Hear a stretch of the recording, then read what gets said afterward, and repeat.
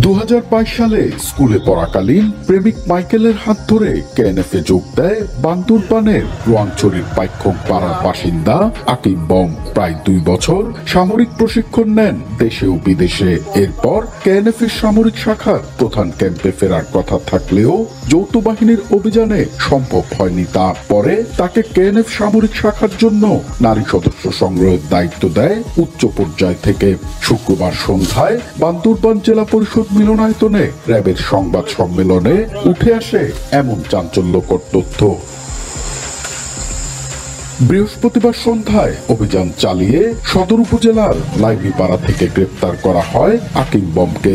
RAB জানায়, সদর ও রোয়াংছড়ি উপজেলায় কেএনএফ-এর জন্য নারী সদস্য সংগ্রহ করত আকিব বম।